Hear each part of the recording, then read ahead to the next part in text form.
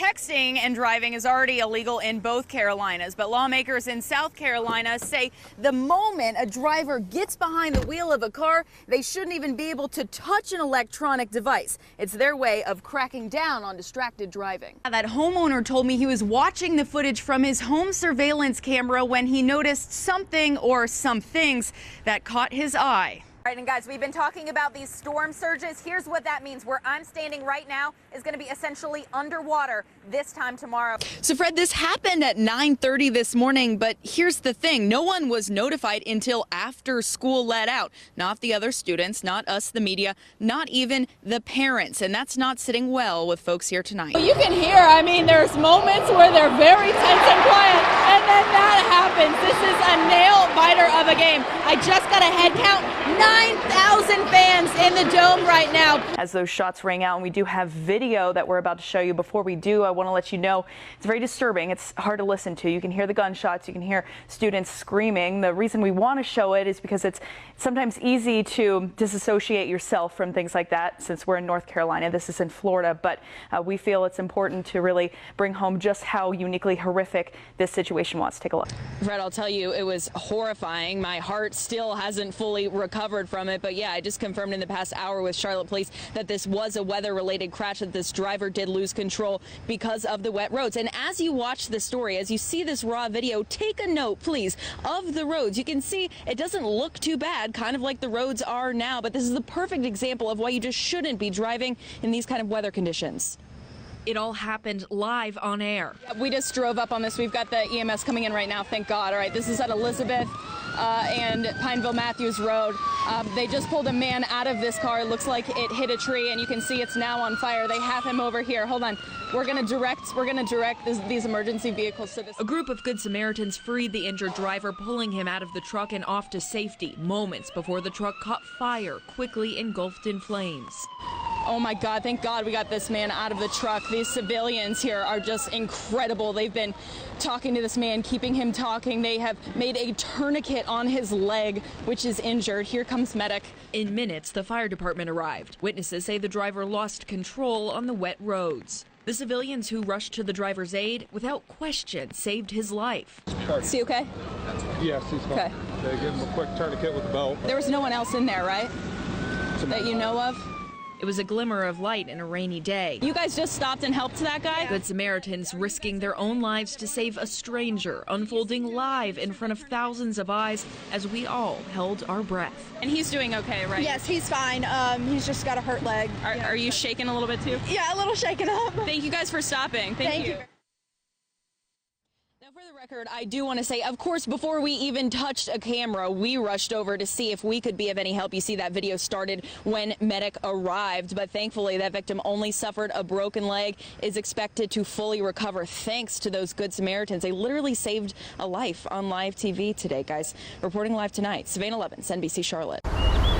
It was the day after 9/11, 2017. I basically said whatever makes his heart feel better. 11-year-old Isaiah Picklesheimer, because I love him and I support him, was missing his brother Aaron. My brother is a hero to me. So Isaiah wanted to wear his own Navy uniform to school. I missed my brother. I wanted to wear that to support. But middle school can be tough for a kid who stands out. They started bullying me that my uniform was pajamas, that I was a joke. I said, "You don't understand. I'm trying to support my brother." Okay, is everyone ready? Yep. Enter neighbor Nate Mills. It was my grandfather's when he was in the Army in '81. A 7th grader who decided he would wear his uniform too. I didn't like that, the way he was bullied like that. Middle school is just, I don't know, it's hard. This photo of them headed to school the next week was a hit. My dad was mean, but Isaiah even got an invite to a Navy pinning ceremony. I did get this coin. That made me feel awesome. But not quite as awesome as this. Guess who got permission to drive 7 hours to a middle school dance to remind his little brother I've got you. I'm here now. that he too couldn't be prouder. He was willing to go through peer pressure and still do what he felt in his heart to do. Turns out it's not the uniform, but the heart of the person who wears it that really makes a hero. I'm not going to let my brother down. Isaiah and Nate say they both plan on wearing their uniforms now every single Friday. Their school told them they're behind them 100%. Reporting live tonight, Savannah Levins, NBC Charlotte. If you look close enough, you'll see it. It's more hearts than you can count. Armed with chalk Rainbow. and love. It's turning out good. Neighbors taking up the fight against hate. The idea just started very small with really my kids and me wanting to draw something on our driveway. We're gonna draw a huge heart around everything. And it grew from South Charlotte to South Carolina. Oh, that's cool. Messages of support. Love. To combat this one of hate. It's just a shock. Tukumbo Ayandel and her husband woke up to it Friday morning. Get out, followed by the N-word. You just wonder whether you are safe. We may not be the same color. We may not speak alike, but we're all human beings. Let's do half one color, half the other color to make it look like both races, like everyone gets along with each other. Sometimes you have to look really close, but it's always there. We love. Love, shining so much brighter. We're here and we're not standing for this, and we've got their back. So many of us remember that struggle of counting by fives and trying to remember if it's the big hand or the little hand that points to the hour. But in this era of cell phones and technology, some are wondering if it's all just a waste of, well, time. Since I wanted to learn about clocks, Yeah, cool. That's awesome. I went right to the source. I've been doing it since I was 5. 5? A real-life clock maker, Wooden dials. Bob Petrowski. Everything's so digital today.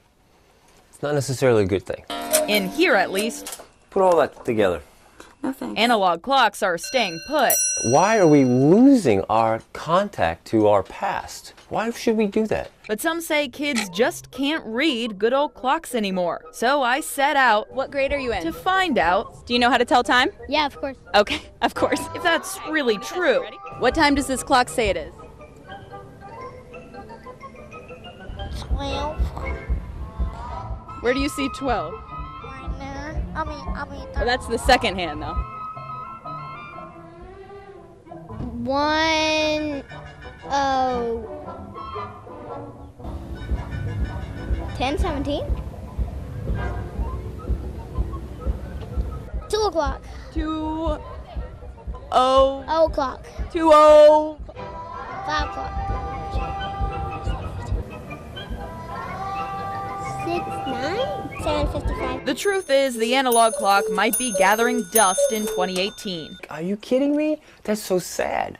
But there are still people like Bob I don't want this to die. who aren't giving up just yet. It's not over. Savannah Levins, It's not over till the bell strikes. NBC Charlotte. How's that?